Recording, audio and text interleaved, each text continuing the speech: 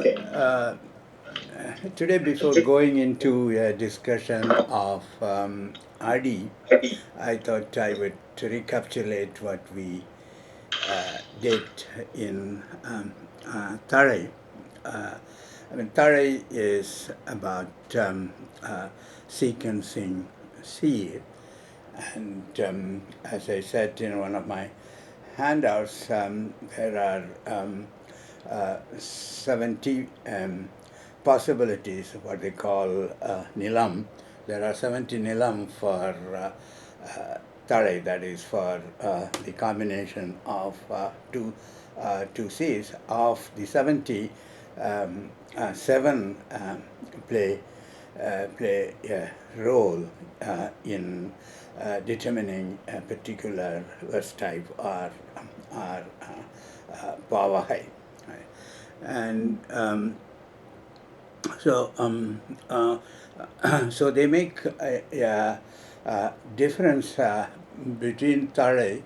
One is the tare which is prescribed for yeah, which is prescribed for a particular pa. That is Venba has certain tare and Asiyappa has certain tare, etc.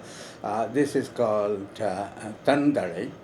The other one is the pa also allows tarai of another pa to be mixed with that, and that is called piratare. Right? So, in a poetic line, you could have both tandare and piratare, right? And tandare is the preferred one. The term they use is serapu. Right?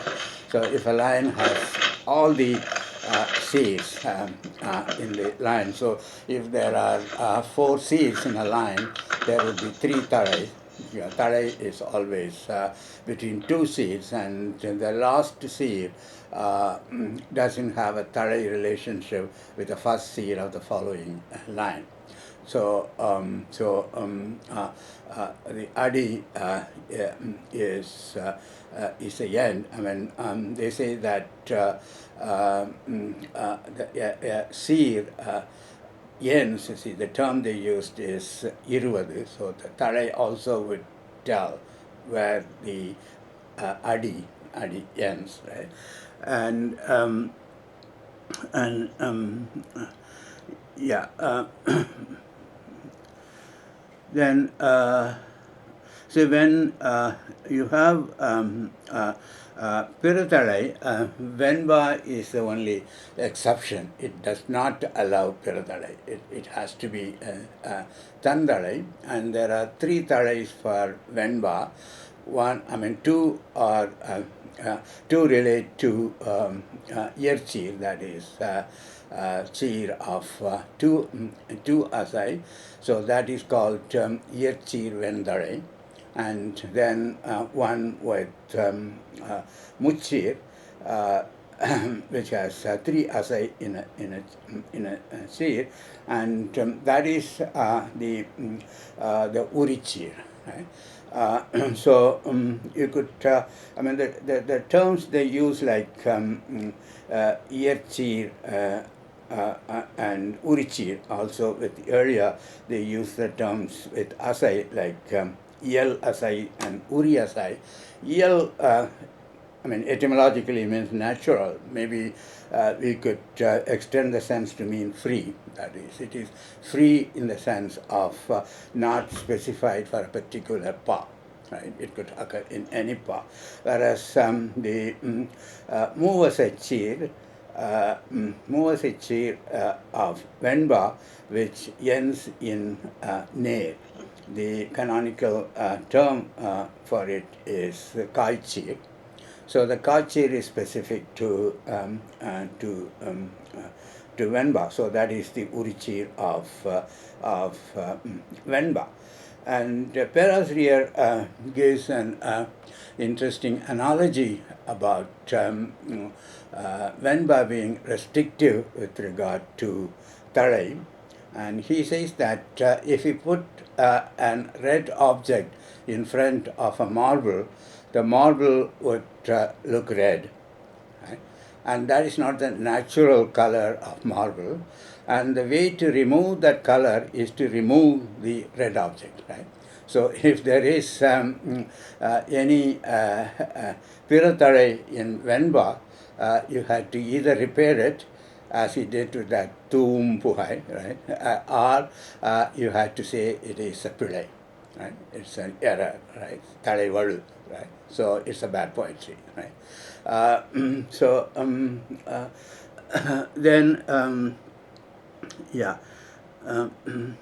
So when you have the Pirathalai, there are two kinds. One is certain Pirathalai is admissible in a path which is not, which is different, which is different from the one to which it is Urichi, that is to which it is privileged. We already saw the case with that Kurundohai, that it is an Asariyappa, but you have Vendalai in that, Vensir Vendalai. And that one is sort of, maybe we could say that theory itself allows certain Piradhalai to come in part. And that is called Viraudal. Right? That is, Viravu is mixing, that's a technical term when gender is mixed, like Satan. Satan could be human as well as neuter, Satan Vandan, Satan Vandadu. That is called Viravupaya. The same idea is extended to this. It's mixing. Then when it is not sanctioned, whatever the right word is for a particular pa, if Tarai occurs, it will be called Tarai Mayakam. Right? So you get a Tarai which is not expected in a place. Then it is called Thalai Mayakam, which is different from Thalai Viravu, right? So Thalai Viravu, I would say that is more like theoretically sanctioned Piradhalai or theoretical admissible Piradhalai, whereas Thalai Mayakam is more a case of poet's innovation, right? You could throw in a Thalai which is not there, but it is not totally free in the sense that how you get Mayakam acceptable is that it doesn't disturb the Osai of that poem. Right? So the Osai would be the framework, right, which would allow certain changes. And then you have an extreme case of quote-unquote Tarimayakam, that is, each and every seed in an adi has Piradhalai. That's the Thalai of another part, not one. So if you have 4 seeds, one Thalai would be Mayakam. Suppose all in 4 seeds, 3 Thalais would be there. So all 3 Thalais are from another one. Then they say it, that Adi Viravivar, that is, the Adi itself is mixed. Right? So it's not a Thalai mix. So you have Asariyappa where Vanji Adi could come in. Right? So we'll see more of it when we discuss with Adi. So you could have in a Adi of a poem, you could have one Thalai being Piradhalai, rest being Tandhalai, and also you could have a situation where all Thalais in the Adi would be Piradhalai. See, in that case, it is Adi Viravivargal, or the term they use is that Asariyappa this Adi is Vanji Nadaithu, or Vanji Yapinadu, right? So you have Asariyappa Yapu, but you have a Vanji Yapu in that. in a line. And this is different from another situation which is also theoretically sanctioned, in the sense that if you have Vanjipa, the last section of Vanjipa would have Asarya. Right? So this is built into the theory itself. Right? So Asaryapa is defined as having Vanjipa is defined in such a way that the first section would have Vanjiyadi. When I say Vanjiyadi, it should follow everything like Vanjitale, etc. And but the last section would have Asariyadi, Asariyatale, etc. So that's a kind of fusion of two parts, you see, into one part. Right. Then the question is, what's the role of Tadai? In an Adi. I mean, Tadai is restricted to an Adi, it's not for the whole poem. One way of looking at it, even though I have no evidence to prove that, that is one way of understanding the role of Tadai. Is if you have in music a pipe and you would have knobs to turn flow, I mean control the flow kind of thing, right? Probably Tadai plays that kind of role, and depending on which knobs are there, which Tadai is there, you have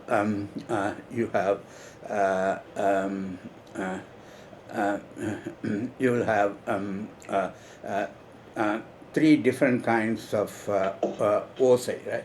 But actually, the grammars define them in terms of the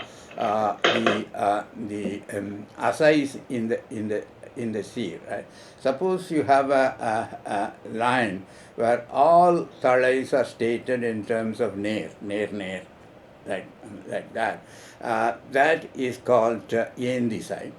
I mean, by etymology, it looks like a rising melody or something like that. If all is nirai, involving nirai, see, it could be nirai in Asaryapa or nirai in Venba. See, if it is that, then it is called tungisai. If a line mixes these two, say one is ner, other is, I mean, if you take Venba, it would be ner, nirai, and then nirai, ner. I mean, that kind of mixing is called Orihisai. Right? I don't know what the difference in musical quality of this kind of arrangement, but the point to note is the arrangement of particular thalai stated in terms of asai contributes to the musical quality of the line, whatever these three terms mean, right? So this is basically the function of thalai in a line. Now we go to adi, right? Is there any question about thalai, right? Before we go into adi, right? Right. So if you go through the handout I gave where they calculate 70 nilam or 70 grounds for thalai, see you would see that talks about the various combinations of asai or collocations of asai. Okay. If you go to adi is the largest unit of a verse. Right. And as we said, see, it is made up of seer. Right? And adi could be defined in terms of seer. Right? Okay. The Adi has two roles in the theory of prosody. One is the length of an Adi, right? Um, another is the number of Adis in a poem. Right? Whether a poem should have 10 lines, 100 lines, 1,000 lines. I mean, that's one role Adi plays in defining a poem, and the other one is how many seeds could be in a line. There also the different parts have different specifications about that. So here, this is called Aravu. Aravu is measurement, and Tolhapiam in the list of 34 Urupu for a verse, a Seyur, includes Aravu also as one of the Urupu, right? So as we saw earlier, Urupu is not just unit or limb; it's also the calculation also is included in that. The process is included in that. The another thing is which already came up in our discussion. Adi is a unit of Osai. Even though we say that Asariyappa is Ahavalosai, it is determined on the basis of an Adi. So Adi would give the Osai, and for Adi to give the Osai, two things are involved. One is the seed combinations or collocation, which seed goes with which, right? That would determine the nature of Osai. Another one is what's called Urichir. The Urichir is a cheer privilege for a particular pa, and occurrence of that also would determine the osai of a verse. So it is said, I think it was mentioned, I mentioned earlier also, the seer, they define, right, இயைந்து இருதல். So seer has two functions. One, it is yaibu, that is, there should be, the seer should cohere in a line, and talai is a factor in determining how they cohere. And the other one, irudal. So it should end, right? It doesn't go to the next line, right? So, so the irudal, see, the irudi is a modern word. The end. These are the two factors which define a line, right? We will see later, even though we in all the editions we have verses with 6 lines, 8 lines, 10 lines, right? This is, I mean, some decision is involved, right, by the editors or the poets, right, where one line ends, where one adi ends and another adi begins, right? I mean, that's an important question. So the technical term for this operation of splitting the line, I don't know what word is used in English, prosody. The word Tamil used is either aru is cut or saw, or another one is tuni. Tuni is also cutting a piece of cloth. Tuning, right? So either of these technical terms are used for splitting a series of seeds into lines, into adi, right? Okay. See, a hypothetical example would be, suppose a line has 4 seeds, which is called not seed ready, right? Then theoretically it is possible to split it into 2 lines with 2 seeds each, right? The 4 seed could be divided, cut in, sliced into 2 lines of 2 seed each, right? So this would be determined by two factors basically. One is the osai again, right? Whether the split doesn't affect the akaval osai, if it is an asriyappa. And the second one is the features assigned to each pa. Suppose it is a pa which doesn't allow two seeds in an adi, then you cannot split it. Right? So it is not a mechanical split. So you take into account the definitional characteristics of a pa, and if it allows, then you have some freedom to cut. But still, osai would be the overall frame, see, within which you would operate. We'll discuss that in that Purananuru poem. Right? Okay, so generally it is the osai which determines line, but there are also some cases where the line line is identical with the sentence. Right? A line could be a proposition rather than a line in a poem. So this is not the integrity of osai. This is some kind of semantic integrity, right? You don't break line if it breaks the semantic unity of that sentence, right? So this is allowed, and this is not must. Osai is the primary thing.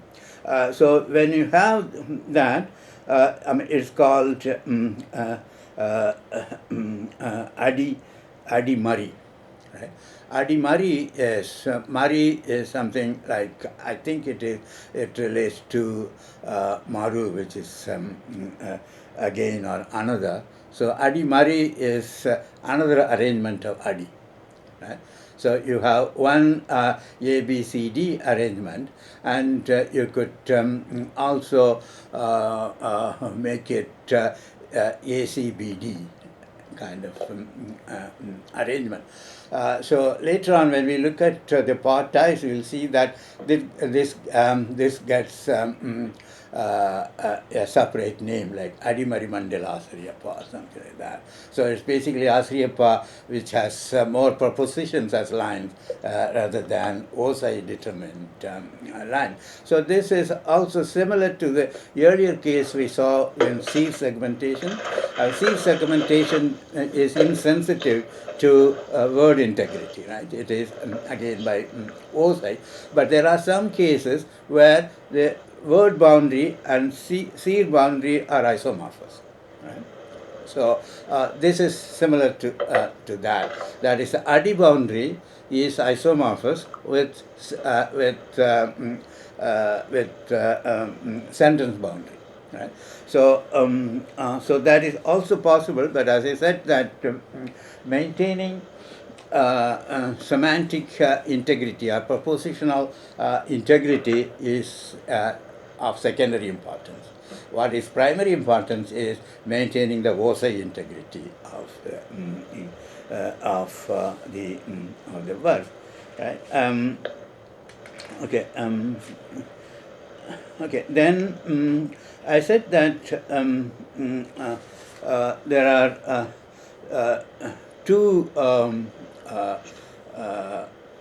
two characteristics of two ways of looking at adi or making use of an adi in a poem. One is how long it is, and how long it is determined by the number of seeds in a. So you can count the number of seeds and then give a name to it, and which is called seed-adi. Right? An adi which is measured in terms of the number of seeds. Seeds in it. So you have iru seed-adi, that is adi with two seeds, much seed-adi, not seed-adi, etc., etc. Right? That is not the only way to name the length of an adi. Right? One is seed, but it could also name an adi in terms of the number of tadais. Right? So this is Muttare Adi or something like that. So that would mean that there would be 4 C's, right? Because Tale is C minus 1 in terms of number. For some reason, Ilakkana Vizhakkam prefers that kind of terminology, Talayadi, rather than Seeradi. And Veerasoryam prefers Todai. Right? So he measures, Veerasoryam measures an Adi in terms of the number of Todais. We will come to Todai later, but he restricts himself to, Veerasoryam restricts himself to Yaduhai. So, depending on how many Yaduhais are in a line, you say that North Todayadi or whatever it is. I mean, that shows to me that important Todai gains in prosody in the period later than Tolgapia. So historically, what is important is that there is another way of measuring the length of Adi, which is by counting the Eluthu. Right? So Eluthu is one of the units, right? That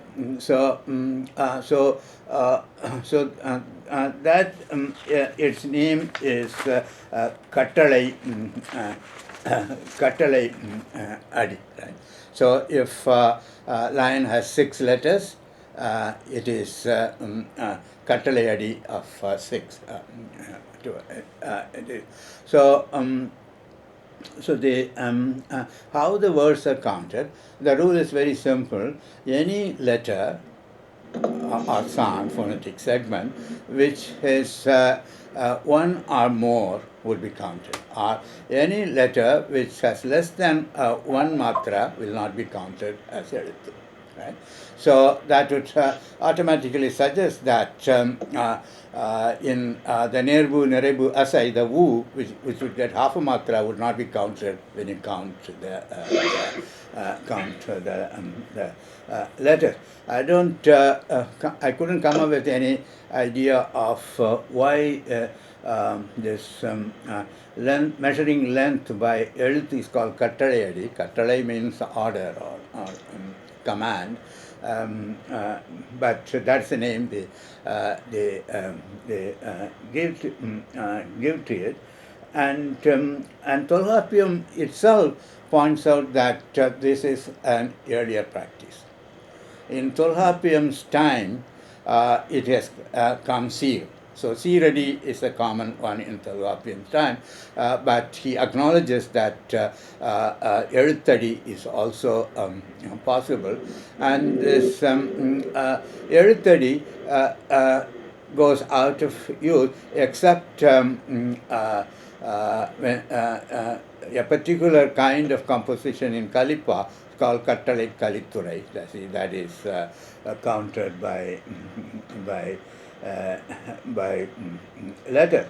And I mean, it's interesting. Perasriya commenting on that says that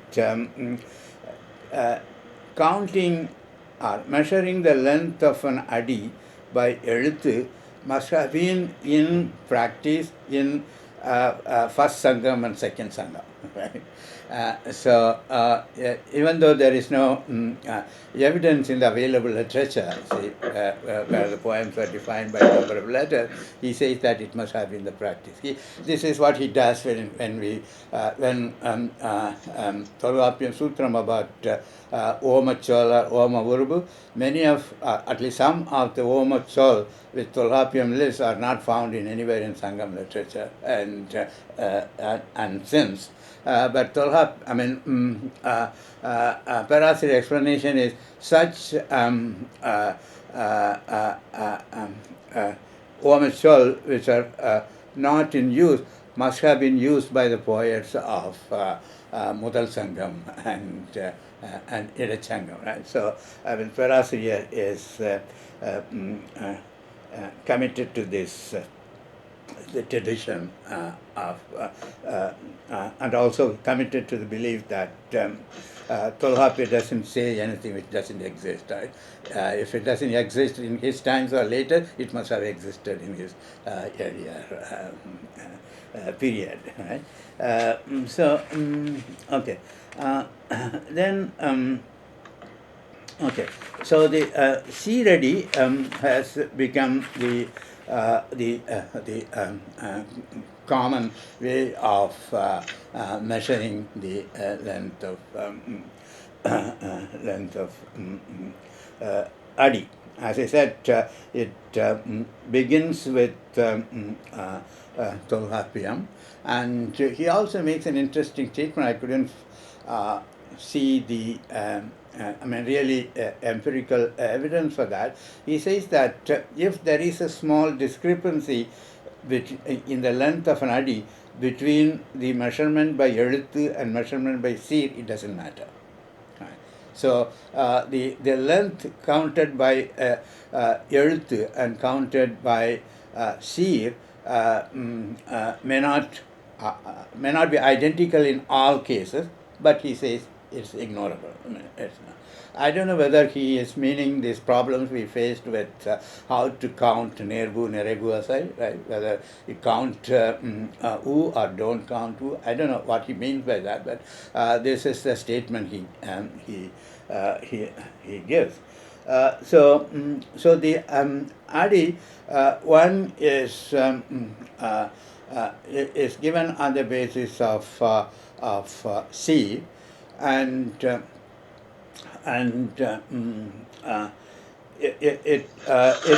will start from 2. Right? So you can have an Adi with 2 Cs. Right? That's the minimum. This means that you cannot have an Adi with 1 C. Right? But there are some special places where you could have an Adi which has only 1 C, like the Tanichal in Kalipa, like Yanavahangu or Yana.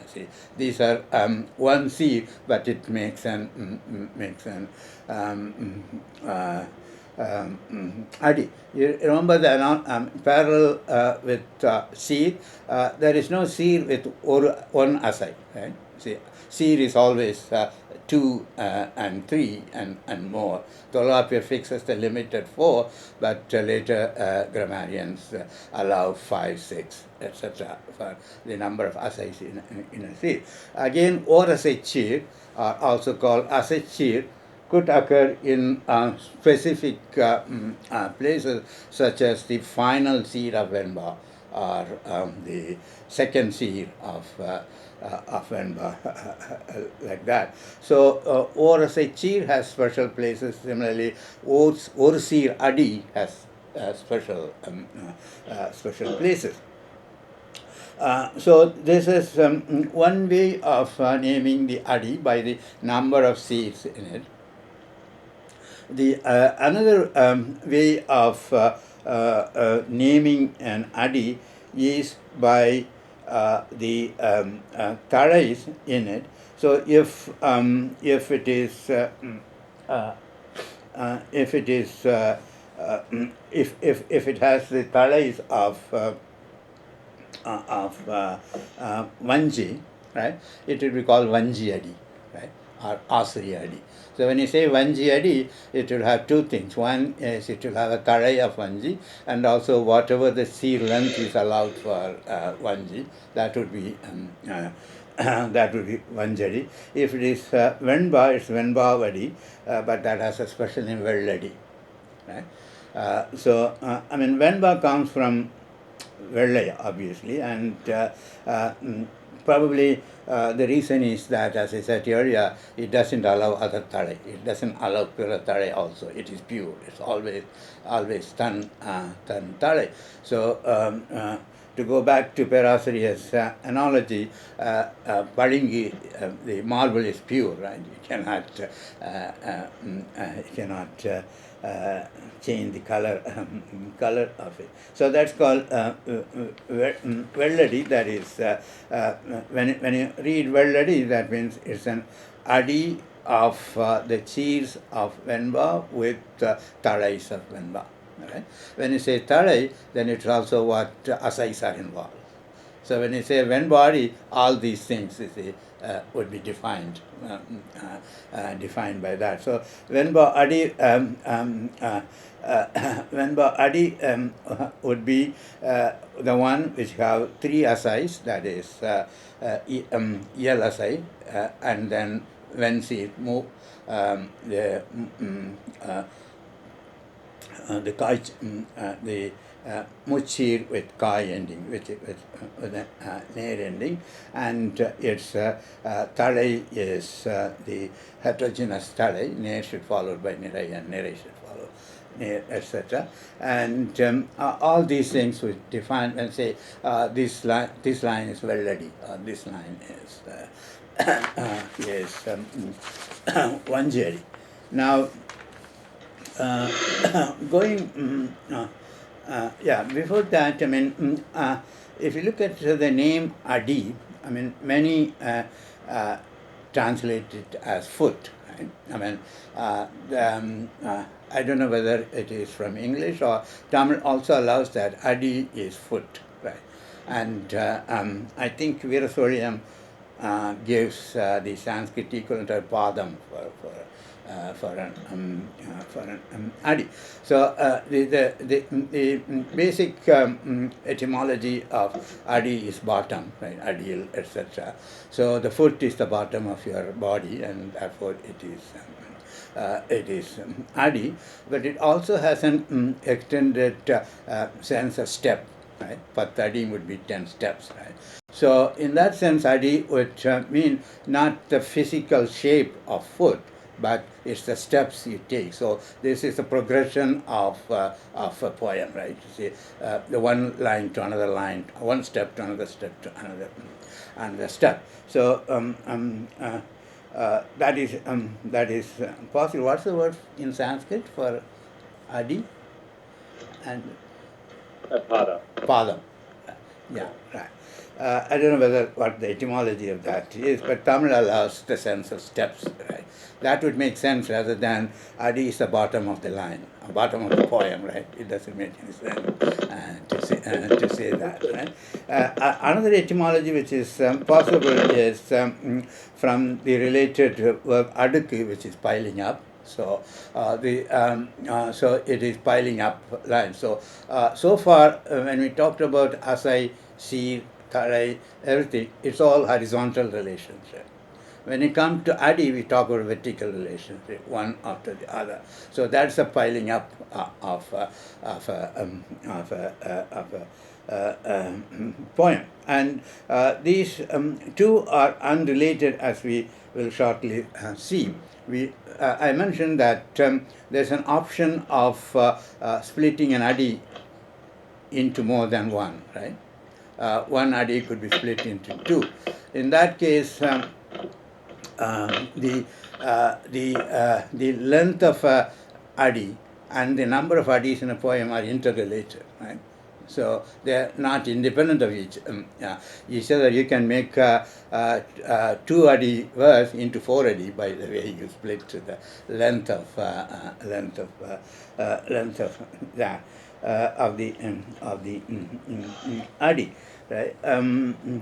So they are interrelated. We'll see the problems it raises later.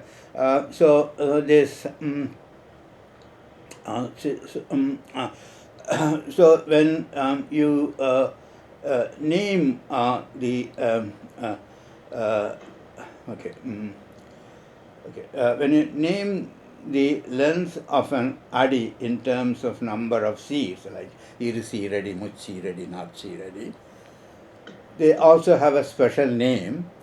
Irusi ready is called Kural adi. Kural is short, right? Right, like Kuril, see, it's a short, Kuru is a short one.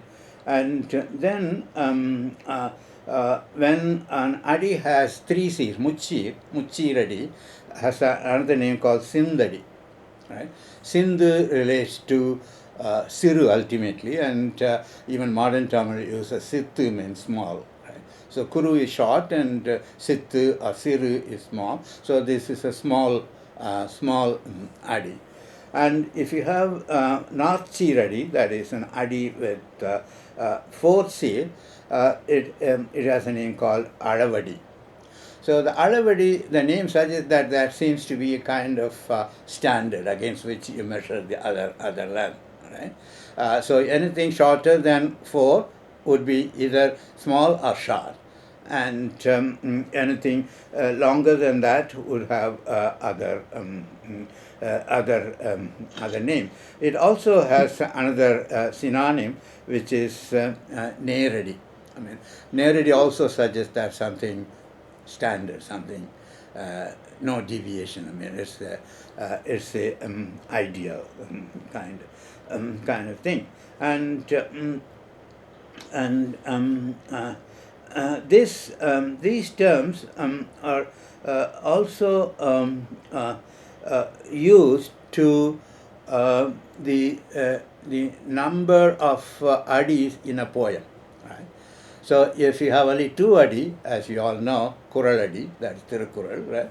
So if a poem has only 2, it will be Kuraladi. So Kuraladi would be 2 Cs in a line and also 2 adis in a poem, that is Kuraladi. Similarly, Sittadi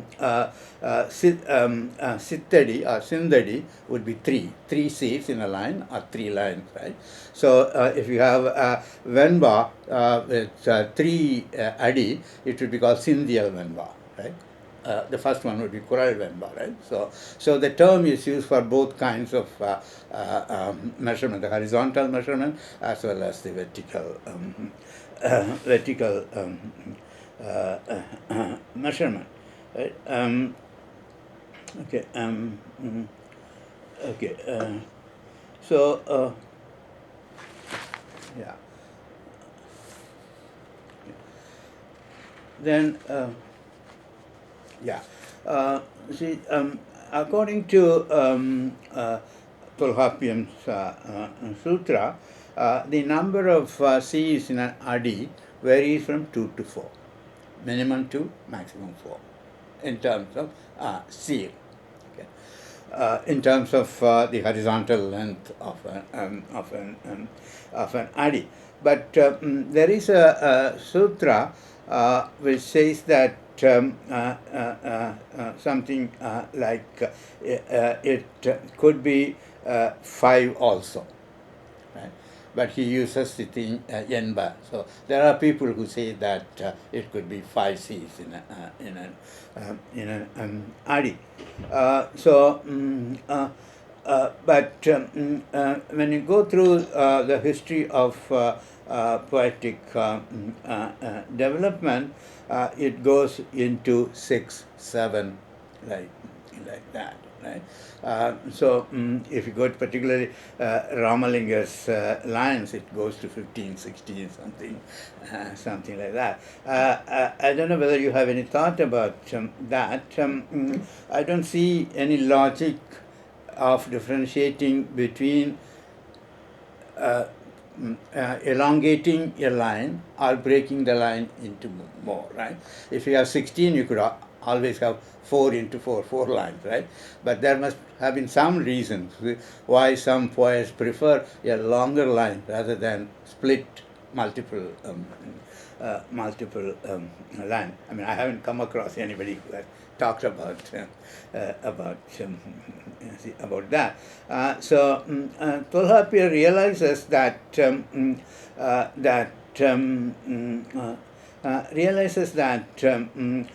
fixing 4 as a maximum is, in a sense, of arbitrary. Right? Maybe you could say empirical, because in Sangam, many of the poems do not have more than 4, but they do have more than 4, right? So it's not entirely empirical. The word he uses is interesting. He says that viripin perhum. Right? So if you extend more than 4, there's no limit to it, right? You can have any number of that. So let us fix it at 4. So that's kind of theoretical fiat, right? So end it at 4, right? But the later grammarian did not follow that fiat, and they go on. Maybe the poets did not go by the fiat, and then went on increasing that. So when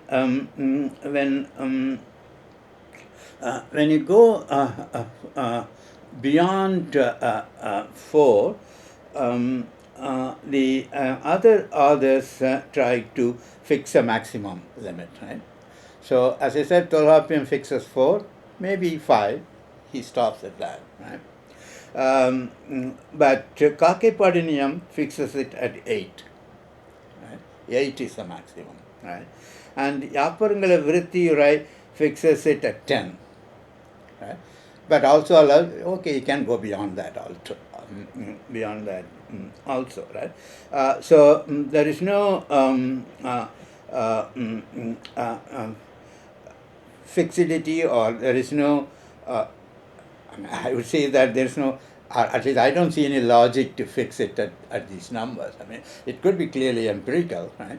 The poets did not exceed 6 or 8 or 10 or whatever it is, but the grammarians tried to fix the number, and when the poets increase the length of a line, they also increase the number. In that way, Tamil Yapu is not very authoritarian. I mean, they seem to accept whatever changes which have taken place, right? Okay. So when you have more than 4, the name given is Nediladi. Right? Kuraladi, Sindadi, Alavadi, Nediladi. Right? That's a long word. Right? Then if you go more than 5, there's only one name, Kali Nediladi. Right? Kali is excess. Right? Right? So it's an excessive one. So anything above 5 is extra length, right, or excessive length. There's no name for 6 or 8 or something like that. For some reason, they give what the later grammarians give are all in even number. Nobody says 7 or 9 or something. Something like that, right? Okay. Okay. So then, as we saw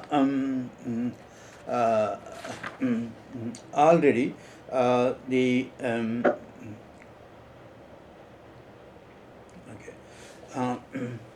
I think I mentioned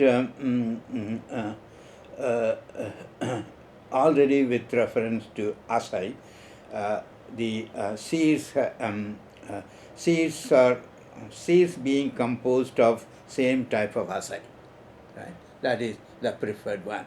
Similarly, the adis which are composed of same seed is a preferred one, Sirapu, right? So if you have, for example, Machi is Ner, right?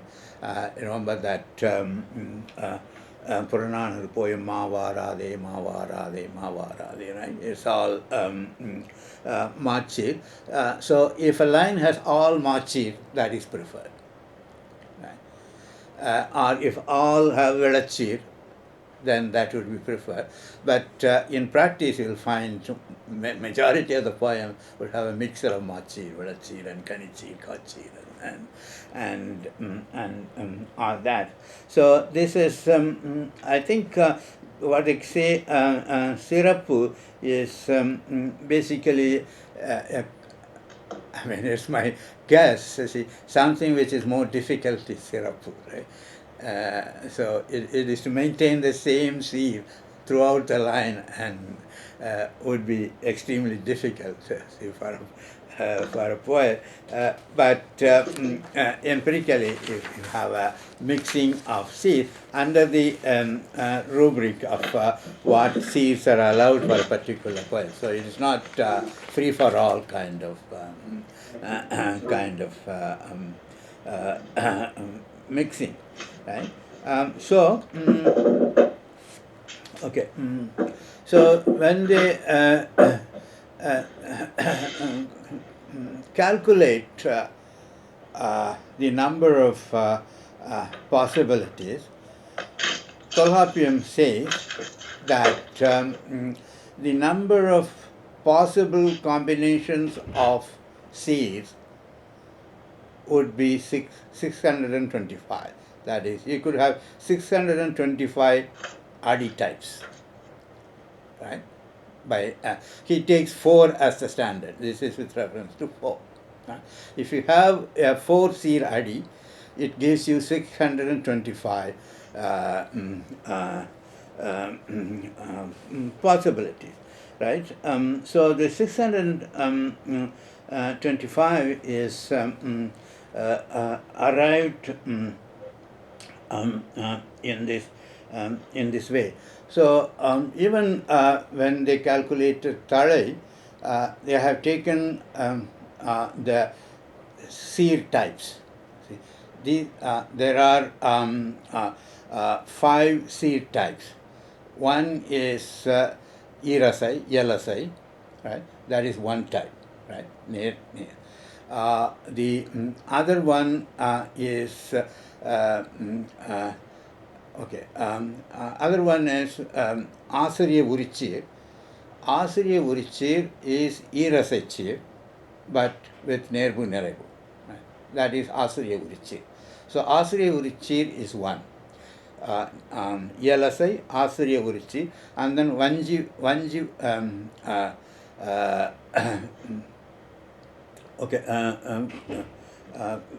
another one is Venji, that is the Urichir of. So these two are of 2 asai. Right? First is Yelasai, which is common to all poets, all verses, and then 2 asai, which is special or which is privileged for Asariyappa, is Asariya Urichi, but that's also of 2 asai Achi, these 2. And then Movasachir, you have 2. One is Venba Urichir, that is 3 asachir, which ends in Ner, which is a Kaichir. And then Vanji Urichir is a 3 asachir, which ends in Kani, which ends in Nirai. So Kaichir, Kanichir, right? So you have Yerchir, Asariya Urichir, Kaichir, Kanichir, these 4, and then Varasachir. Right? These are the 5 seed types. So if you have 5 seed types in one column, right, and the same 5 in the other column, you have 25, right? 5 into 5, 25. This is the first seed and second seed, right?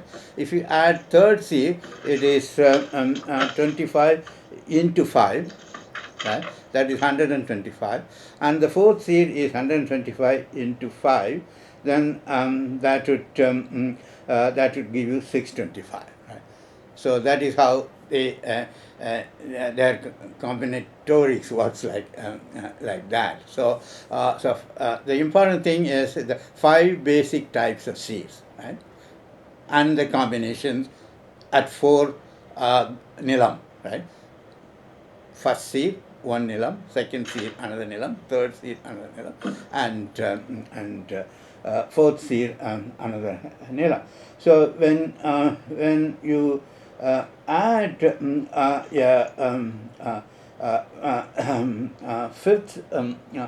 fifth seed, it will be 125 into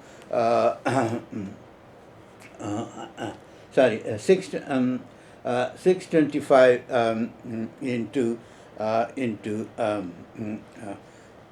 into 5, right? So you have it. Yeah. Okay. Okay.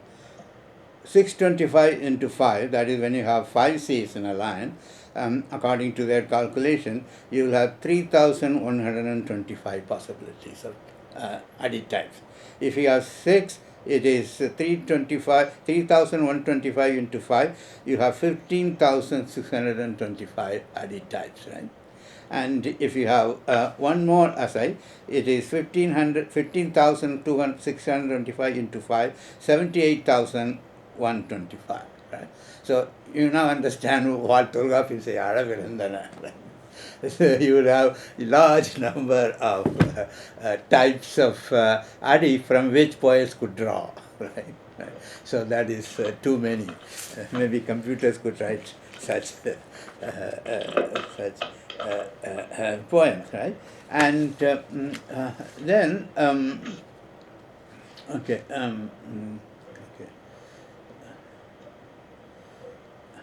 okay. So,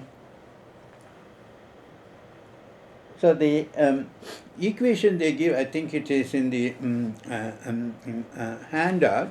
When you talk about Kuraladi, that's the shortest. Kuraladi is 2 seeds, 2 seed adi. In terms of Eluthu, it is 4 to 6. 4 to 6, there is a variation because it could be Irasai or Movasai or whatever it is. So the 4 to 6 are the Nilam, right? So there could be 4 to 6 Nilam if you count in terms of Eluthu. If it is Sindadi, it is 7 to 9 Eluthu, right? And if it is Aravadi, the standard, it is 13 to 14 Eluthu. If it is Nediladi, it is 15 to 17 Eluthu. And Kali Nedil Adi, that is a 6 seed, it is 18 to 20. They didn't bother to calculate after 6 seeds. So that is in terms of the number of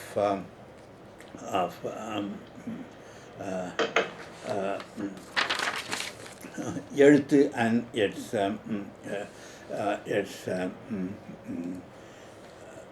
and number of எழுத்து to measure the length of a line.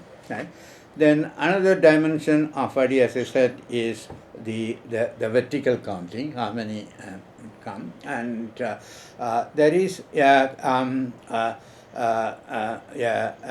clear lower number, that is, no poem can be less than 2 lines. 2 lines are the minimum for a verse. But interestingly, Swaminathan of the I think 19th century, so he comes up with this. You have aphorisms like Annayim Pidavum Unnari Devam. Is it a verse, or is it aphorisms or verses? He thinks that aphorisms, these pithy statements, are also verses, so he says that minimum is 1. Right?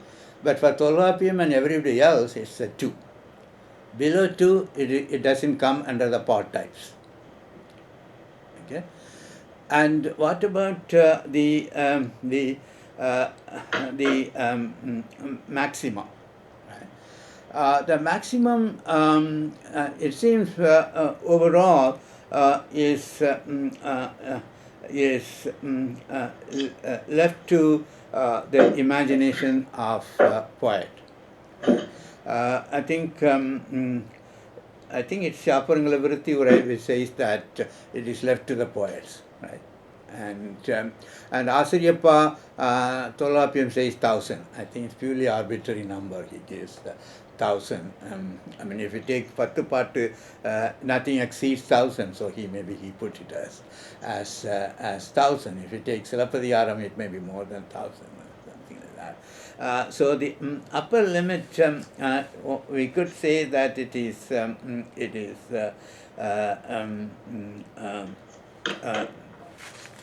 no limit, but we had to take the context in which they in which they talk about the upper limit of adis in a poem. The adi varayarai, the adi limit, is a defining feature between pa and other Seyur. We saw that Seyur includes any composition, right? Including Shastra, including sutras, and including riddles, including proverbs. It includes every composition which is made, which is versified, right? So the Tolvapen gives a clear definition. There is an adi varayarai, there is an adi limit for pa, but not for other Seyur, right? It's very clear for us to say that prose has no line limit, right? Except in examinations, they don't write more than so many words, kind of thing, right? So it's unlimited, right? So that is why it's important to talk about final line, final number of, or upper limit for the number of lines of a poem, right? But they themselves realize that poets do not stick to that; they exceed the number, right? So they always put a caveat saying that even though this is the number of limit, you can have more, right? So, for example, if you Venba, they also would talk about more common or more standard. 4 is the common one for Venba, but you have 16 feet Venba, right? So they realize the flexibility of the upper limit in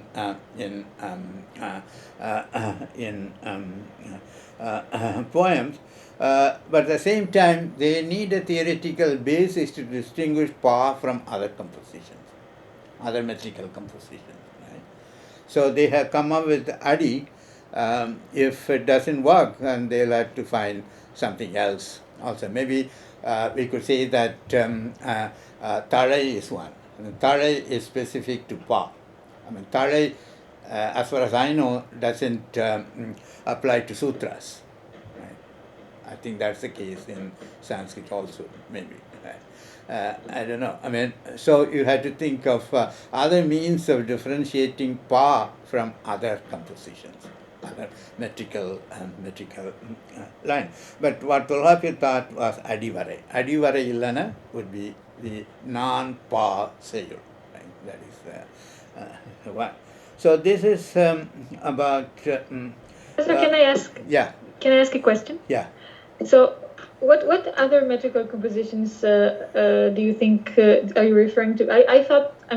Is Yapu not meant to apply to all metrical compositions? Yeah, it would be all metrical. That's why it's come under Seyur, right? They would have some Yapu construction. Let's take a specific one, the sutras in grammars, right? So that is not pa, right? In certain sense. For example, in the larger sense, the aesthetic rules do not apply to sutras, right? Maybe Talai doesn't. Okay, but they also follow the metrical system in some way. They are different from a prose which is non-metrical. Yeah. Right. That's how I look at this. But for them, the distinction is not poetry and prose, as we would say in modern times. Right? It is more metrical and non-metrical composition. Right? These are the basic features of Adi and the role of Adi in determining a part type.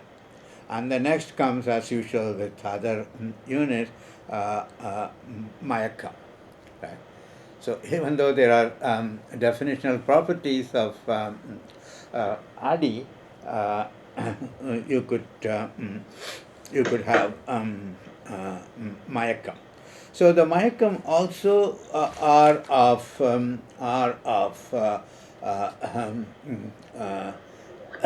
two kinds. One one is again the horizontal dimension. Suppose there is a restriction that a part type would have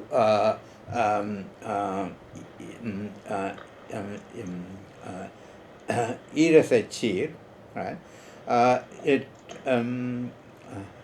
okay, no, that's different. So suppose a paw has Irasachir, but you find a Movasachir, then it would be Sir Mayakam, right? See, instead of 2 Sirs, you have 3.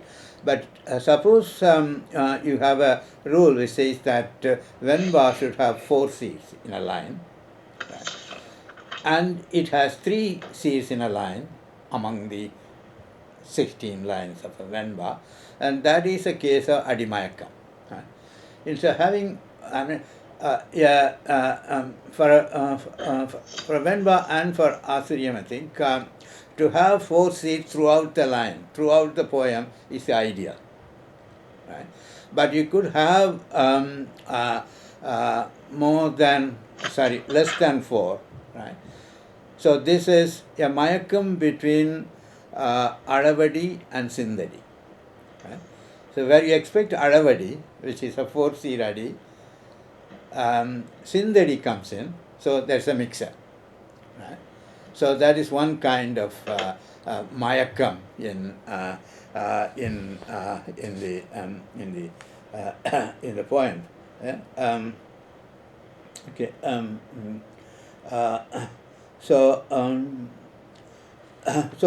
here you have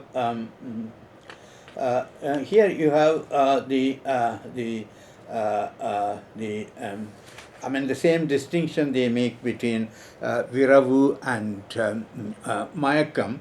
If a pa has a rigid rule that it should have always every line, every adi should have 4 seats, and one in a poem, one adi is 3 seat adi, Sindari, then that would be adi Mayakam, right? But if the definition itself says that, say, Asariya Pa could have either 4 or 3 seats, then it is Viravu, right? 2 lengths of adis could mix up, see, in a particular poem, right? So that is okay. So it is. I mean, this looks to me something like this. If I can use an analogy, which is it's kind of a painting in one color, you mix up another color or something like that. So, or in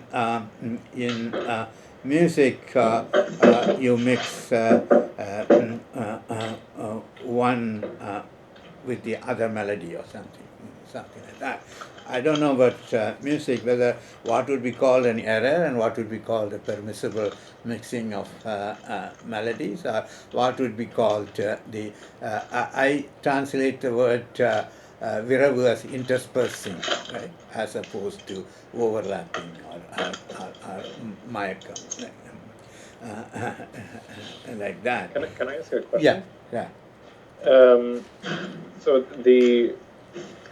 I think it's very interesting that there's a distinction between a mixture which doesn't violate the overall rules of the Pa, and which would be Viravu, and a Mayakam, which would be a kind of Would be? a violation of the kind of structural rules? Violation of it which is tolerable. Yeah, if it is not tolerable, it will be valu. All right. So I'm wondering, for instance, in Asariyapa, there's the penultimate ari is usually shorter, right? Yeah. So is that specified in the definition of the pa? Yeah.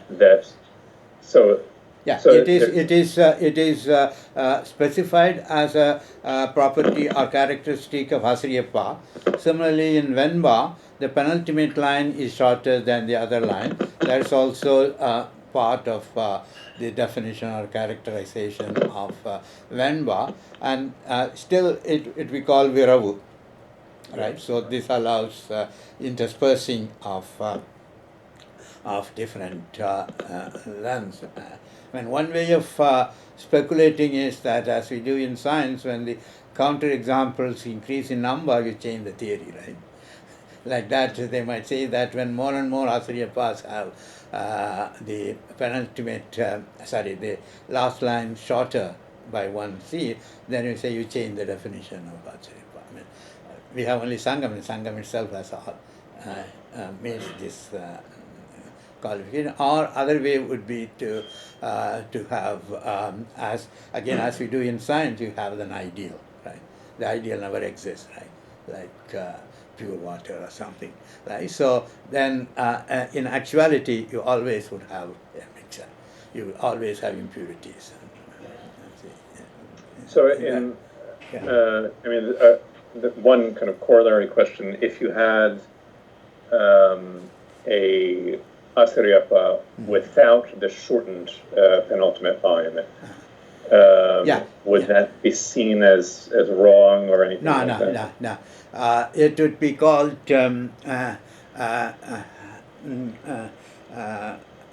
it would be accepted, and it would get a different name. I think they reserve the name Innisai, which follows the ideal.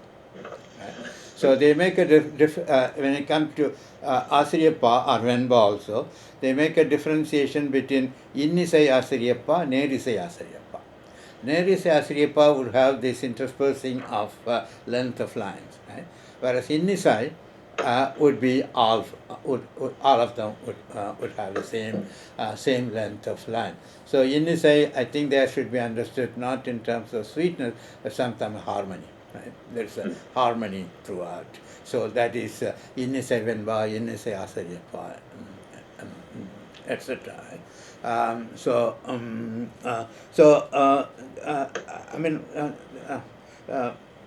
From what I've read, I find that the theory is very flexible and it allows any kind of innovation and just give a name to it, and it gets accepted.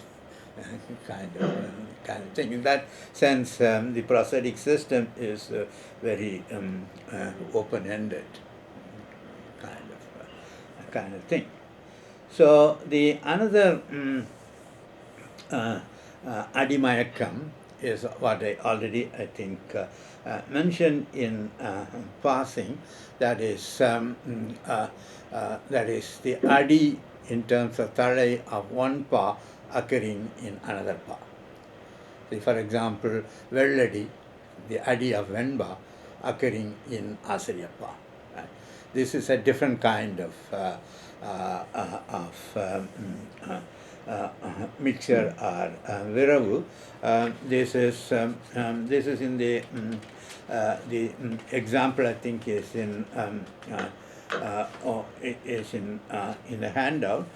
It's from Ahananuru. Ilamburnur cites that as an example of Adimayakam. Again, the Mayakam Viravu distinction, to me at least, it depends on the theoretically sanctioned and poetic innovation. Right? So Kadal Padoliya Inamin Muhandu. This is all Nirainer, Nirainer, Nirainer, Nirainer. So the Nirainer is Vendalai. So that line is Velladi. but this pa is Asriya pa. Right? So this is a case of Velladi in Asriyappa, which is a Mayakam. Right? So as I said, when it comes to seed, when seed comes in Asriyappa, that is accepted to be a theoretically sanctioned one. I think this would be called Mayakam. Right? And also, as I said, this would be called something like Asariyappaவில் இது வெண்பா நடைத்து, வெண்பா யாப்பு, right? So you could mix up the yapu. And also incidentally, this if you take the tarai, see, it is nirener, nirener, nirener, nirener, right?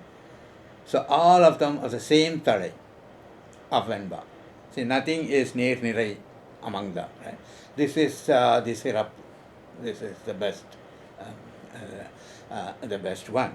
And if you take the next one, it's also Vendalai, Erimbi Arayir Kurumbal Sunaya. This is Nirener, Nirener, Nirener, Nirener. That's also the same kind of thing. This is what Perasariya cites. It's again when Velladi occurring in Asariyadi. Velladi is Asariyappa. Velladi is mixing with Asariyadi. Right? So this is another Mayakam. Right? Okay. So there are as we so this is, as I said earlier, this is an extension of tarai of one pa occurring in another pa. Here the whole line is of tarai of another pa. Then it becomes Adimayakam rather than tarai mayakam. Right? So that's why it's an example of that. The other after other what we have is what Tolapiam gives us another unit of Seyur is Tuk. Tuk is a unit, and Tuk is understood in different ways by commentators. One thing which is certain is that it is associated with Osai. Right? So, see, the Tuk in a way is kind of parameter of Osai. It keeps the balance of Osai. And Iramborana says Tukkeninum Osayaninum Okkum, right? He equates both. But I think there is a difference between the two. The Osai is the object, and Tukku determines the balancing in Osai, and that is indicated by the name Tukku. Tukku is a balance, right? So it is a kind of balancing the Osai. How do you balance it? In two ways. Again, horizontally and vertically. Right? So Tukku also would play a role how you split seeds. So the balance comes like this. Suppose you split a line into 2 seed, 2 seed, 3 seed, 3 seed. That's one kind of balancing. Right? Instead of that, you could split it like 2 seed, 3 seeds, 2 seed, 3 seeds. Right? That's another kind of balancing. Right? So there is a possibility of how you split the seeds. Of course, the Talai conditions are other things that should work there. The another one is in the line, right? Whether it is 5 lines or 6 lines. Right? So it is where you split or where you cut the line in a poem. Here you have you seem to have some option. The example which I think all commentators give is the Purananuru poem 235, Siriyagat Perine, Yamaki Yumane, Periyagat Perine. That's the line. I think we can go through through this, and this is given for various illustrations. Before we go into that, I think I haven't checked. Maybe Jennifer has done it in the new critical edition of Eva Wilden. I mean, they compare the textual variation across manuscripts, which are mostly about variations in spelling and variation in lexical variation, spelling variation. I don't know whether they have taken into account seed variation also, because the seed split or line split also varies according to the manuscript. Right? That's what this shows. I mean, that is also an important variation of this. See, can I ask something related to that? So in Sanskrit, etc., the boundaries between lines between padam are always usually marked with a danda. Is there any way of marking the boundaries between? As far as I know, this is my just recollecting my whole days of looking at the manuscript. I don't think there is any such thing. Danda is. Jennifer, am I right? I don't know. I think it is left to the editor to make this. Maybe there. I will check on that, but I don't see. Any visual mark for marking the line. If it were there, and these kinds of variation would not be possible, right? Because the variation is not only with the modern editors, but also according to commentators who cite this verse. So this the one I have given part of that poem is from Apurangala Virutti, and he uses it for Adimayakam in the sense of the horizontal one. So this is a poem where the first line in the quotation here, Periyagat Perine, with his 2 C, right? Irusi Radi. That is, it is Kuraladi, right? Whereas the next one is 4 C Radi, right? So there is a mixing of the length of C's, right? So this is an example for that, right? So this is a consequence of splitting the line differently, right? So that also would be Adi Mayakam. If you look at the poems in various editions which I sent you, I will briefly give you that. See, the problem is that okay. There are 2 problems. So when I try to compare the different editing of this particular Purananuru poem, one problem is how to find out printing errors. See, for example, for Uvesa edition of this poem, I took it from Tamil Virtual Academy, Purananuru. When I looked at it with the print version of that, there are some printing errors. Right? So if you have that, if you have it in your hand, the first stanza, Siriyagat Perine Yamakiyu Manne, Periyagat Perine Yambada Tan Magildunum Manne, Sirisotranum Nanivala Kalandan Manne.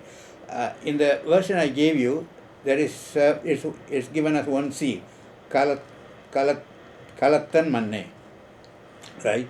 Actually, it is Kalattan, Assyrians, and Manne is another seed. So you could have a seed there. Right? Otherwise, you would have, see, the Kalattan Manne would be Nala Sechi, right? Yeah, Nirai Ner, right? It will be Nala Sechi. So it will make a difference. So so you can make a correction, like the Kalattan Manne should be split into two C's, and the next line also Kalattan Manne should be split into two lines, Kalattan Manne. So by splitting, what you get is 5C, right? So you go beyond Tolkapiam's restriction of 4C, right? So so this is the commentators, also the in the seventh line, Ambodu Venulai Valiyellam Tanirkum Manne. So the print version has Valiyellam would have a break, seed break. Valiyellam Tanirkum Manne. So these are all printers, but it has consequences. If you take Valiyellam Tanirkum as one seed, it would have too many C's, 1, 2, 3, 4, 5, 6, right? I mean, that is a little odd for the Sangam age to have that. See this. Let us see. So that is one problem, and the other problem is that in the subsequent editions, modern editions, also there is variation. See, in this one I have given, Uvesa has 20 lines, right? It's split into 20 lines. But in the first edition of Purananuru by Swaminatha, it has 21 lines, right? So that means he split it differently. And also, see, in the citation which I give from Yapurangala Virutti, that has 21 lines, but S.N. Kandasamini's book says that Yapurangala Virutti gives 25 lines, right? So that means that the modern editors also change from what it was in the original text. Okay, but the general principle you could see is this. One is see, the first one is Ilamburanar, right? He gives this citation not under Seiyil, under Purathaniyal, for explaining some Puram concept, and he has 20 lines in this, and the 20 lines, even though the 20 lines match with Uvesa edition, assuming that it is in Parayavurai, the oldest commentary, the way they are split is different, right? So if you take the first one, Purathaniyal, which is a Elamborna's edition, the fourth line from the bottom, it is Ihunarum illai, right? Ihunarum illai, right? Do you get that? See that? See, Ihunarum illai is a separate line, right? With two seer, right? It's a two seer. And if you look at Samanadaya, that is fifth line from the bottom, it is part of the sixth line from the bottom. It's not a separate line. Right. So Ilamburanar makes a break of line before Ihunarumillai, whereas Samanayar doesn't make that break, right? And okay, okay.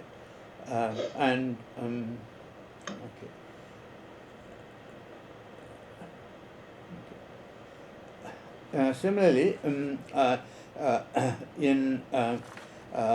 Iramburn's edition, you have Senru, yeah, 1, 2, 3, 4, 5, 6, 7. Seventh line from the bottom. Seventh line from the bottom is Senru Veelthanravan Tirunirathu Yengiya Vele. Right? That is one line, right? In Ilamburnal. If you look at Uve Saminadaya, there are two lines, right? Senru Veelthanravan Arun Tirathu Yengiya Vele. These are two lines, right?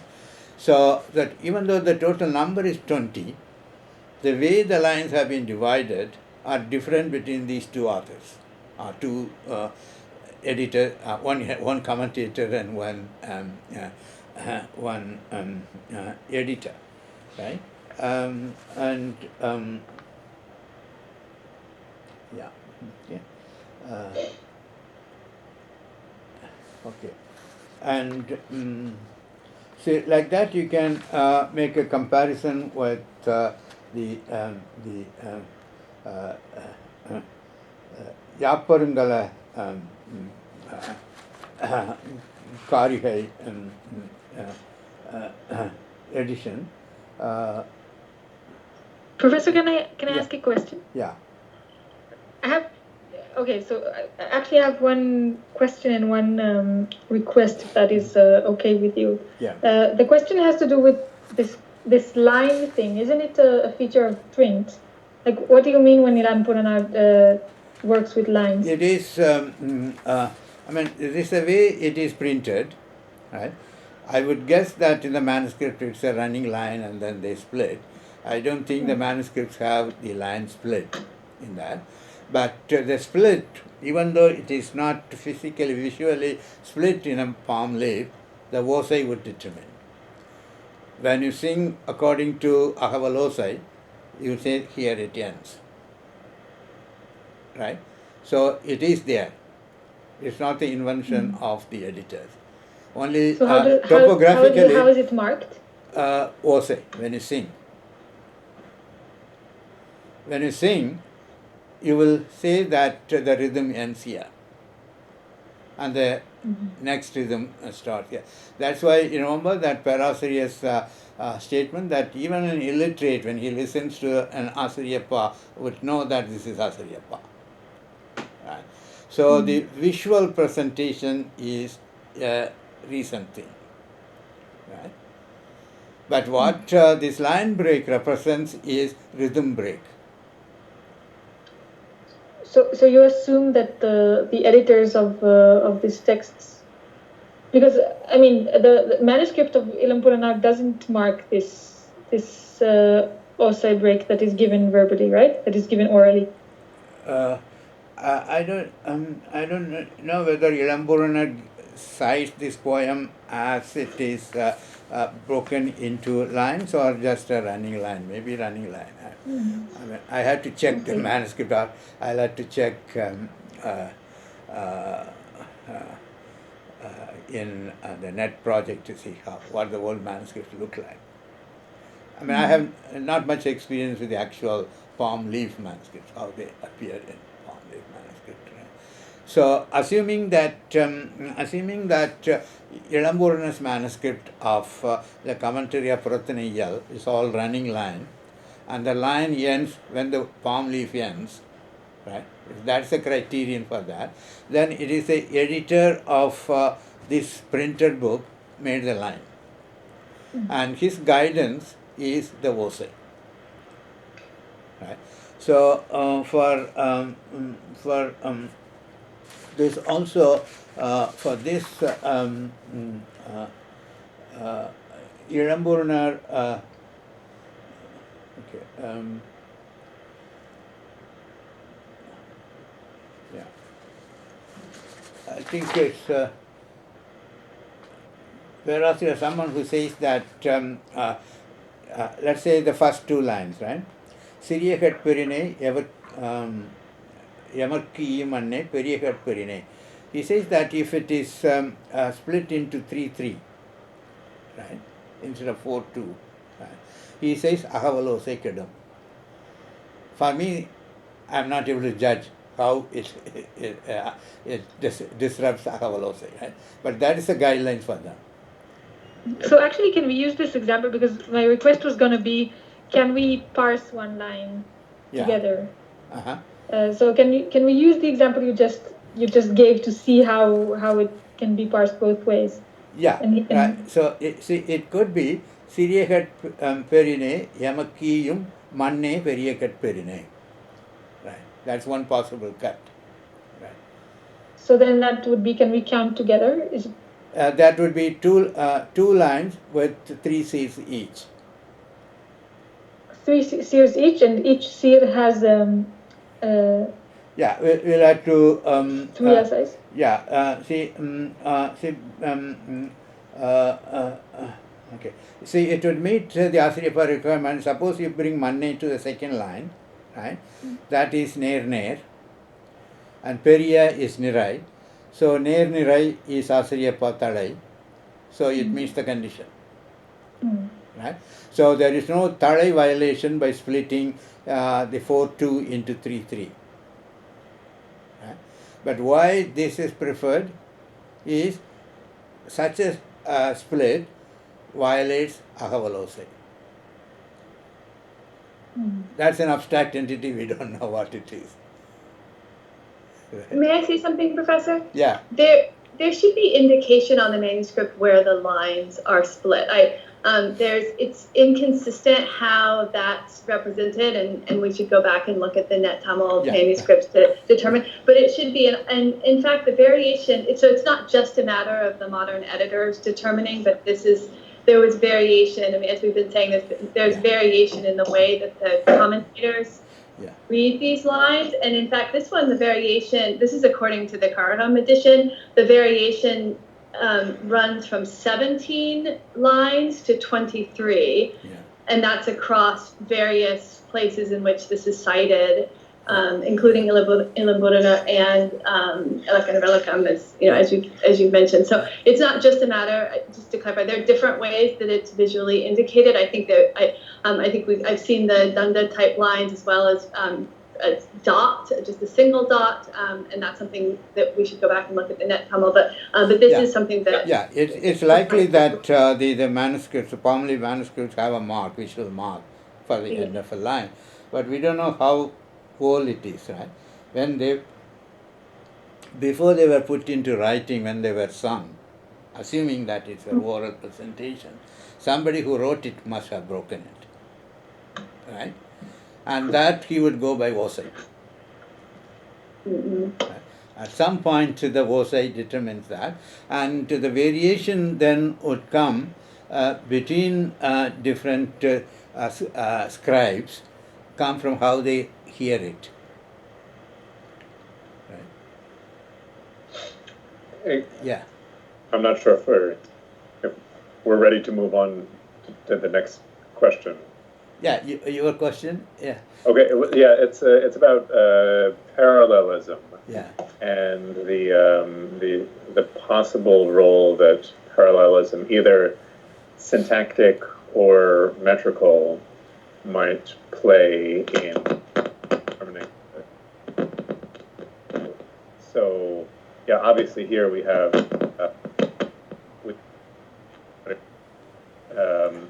and then periechad perine, which are syntactically parallel, and that's one possible reason why you might want to break the line where it's broken in the additions, so that each line begins with a similar syntactic unit, which is also, conversely, you can think about parallelism toward the beginning. You can also think about parallelism toward the end of the line. Mm-hmm. So manne being repeated would also be, especially in these types of Purananuru poems where you have a recurring element at the end of each line. That might be the equivalent of a Ganda that says.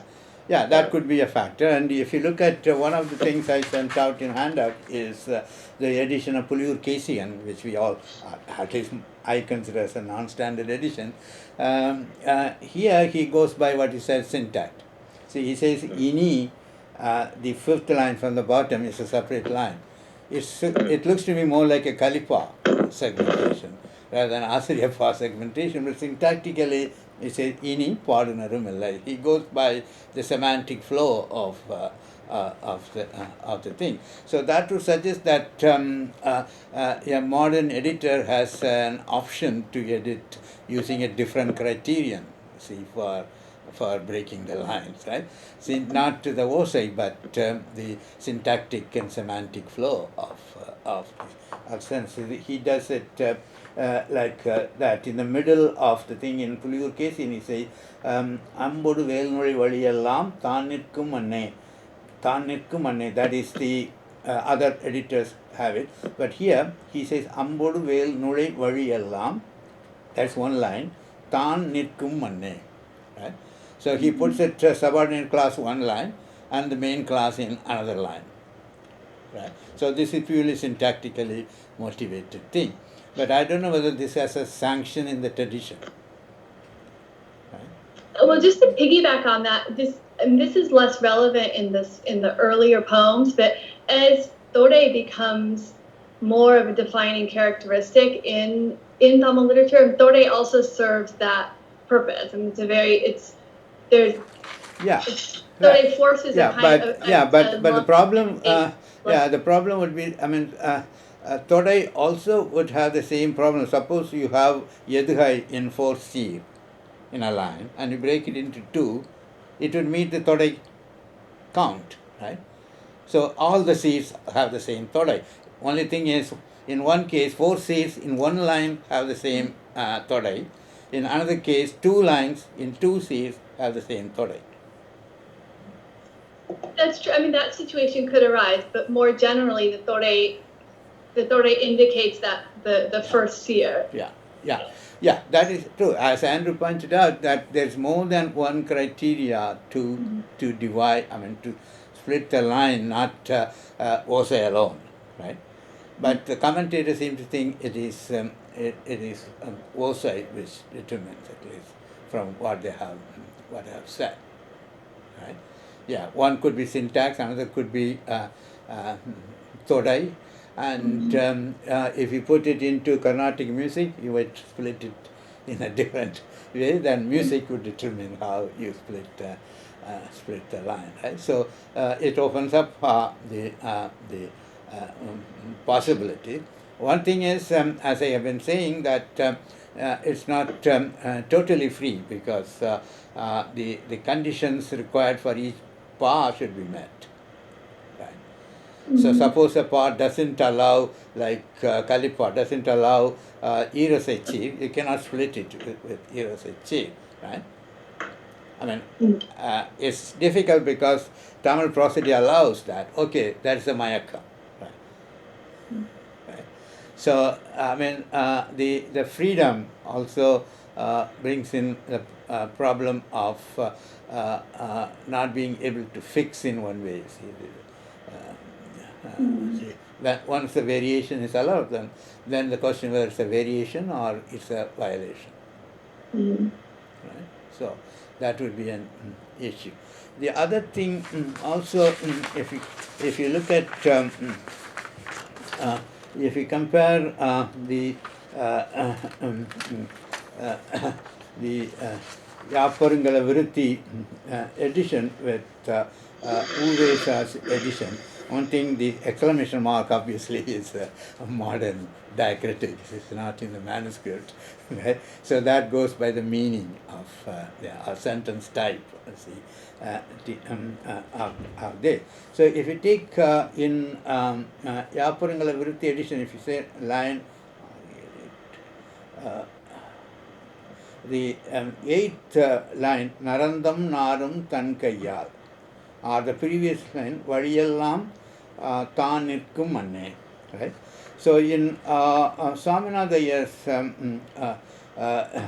edition, the Vadiyellam would be dental Na, Tannagaram.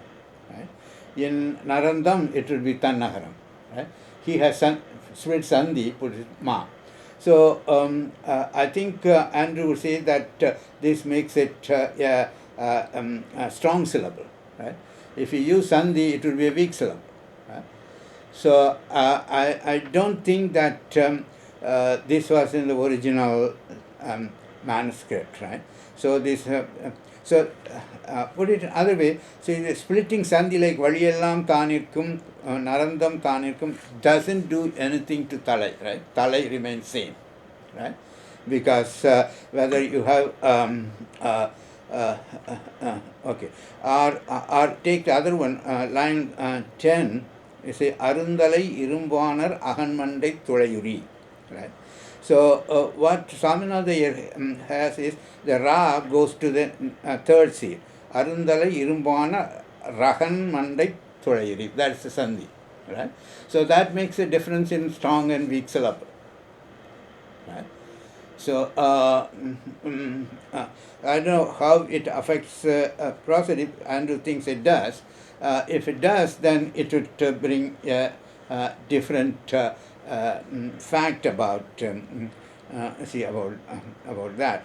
So the Sandhi splitting is not just started with Murray edition or other later editions, right? It has been there in this Yaparangala Vritti, but this I'm almost certain that this was not in the manuscript, right?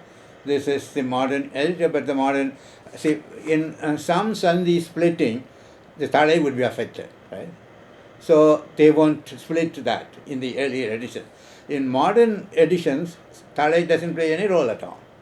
You see, it's only the isomorphism of the word, so you would split. But even in the earlier editions like this one, you could say that it has some consequence, you see, of breaking that.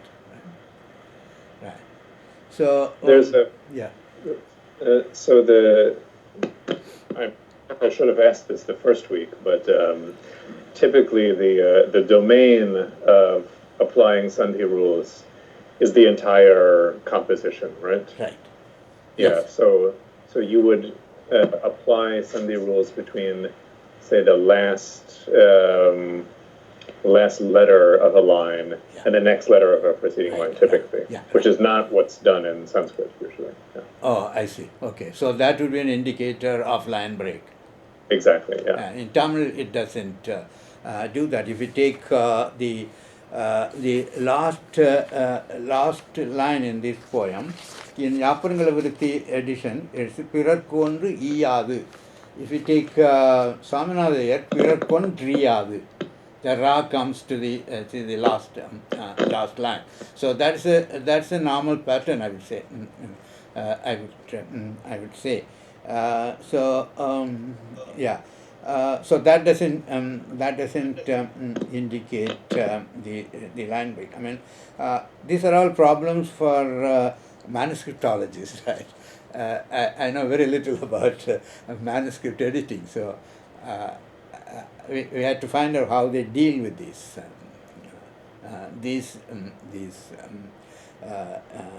issues, right? So the okay.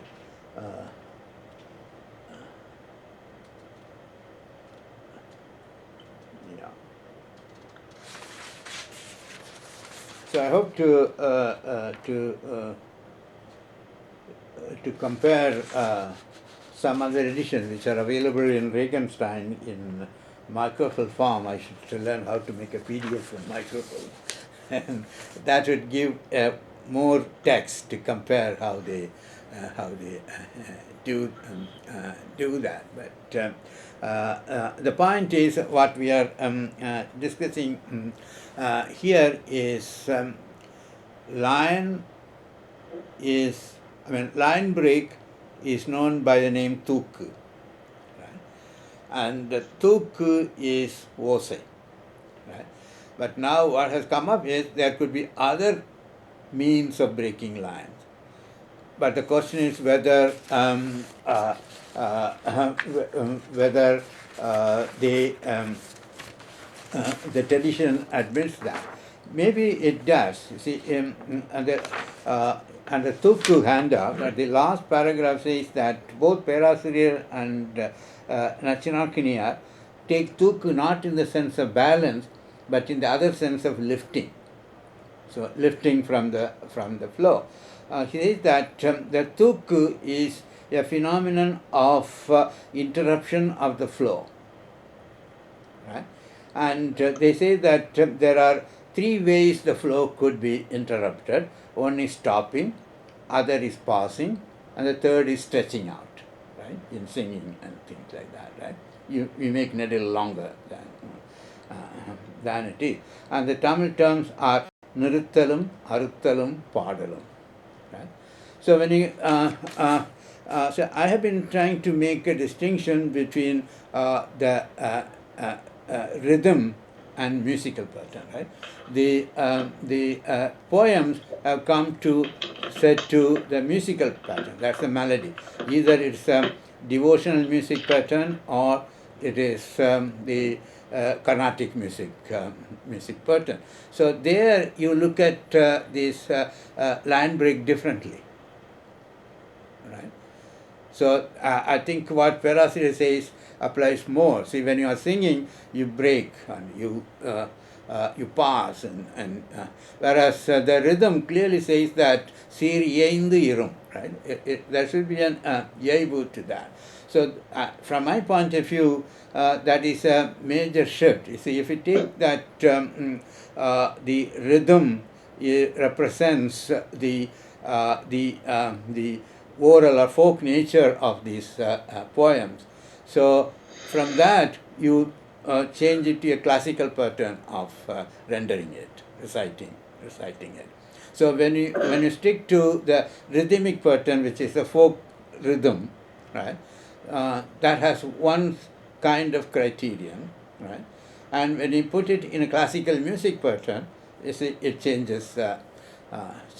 So that difference comes from the change in the way of reciting the poem, or even the change in the way of looking at the mode of production of these poems. And when you come to modern times like Puliur-Kesian, it is for pedagogical, so you make it syntactically coincide. See, with that. So it is easier for students to follow, see, where the thought flow ends and thought flow begins. Right? Whereas in the earlier one, it's not thought flow; it is the osei flow, right? Which is important.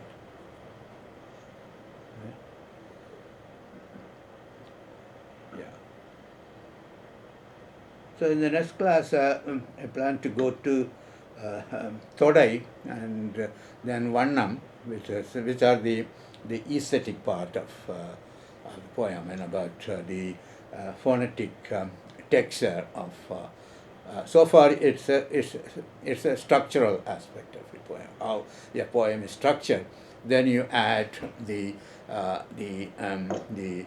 phonetic texture part of it, which is Todai and Vannam and other things, and then we will discuss the four part types, right? What their characteristics are and how they expand into different kinds and things like that. I don't know whether we'll have time to go into Pavinam, right? The way we are going, we may have to end up with, say, the 4 types of Pa. Right. Okay, then. Okay, thank you.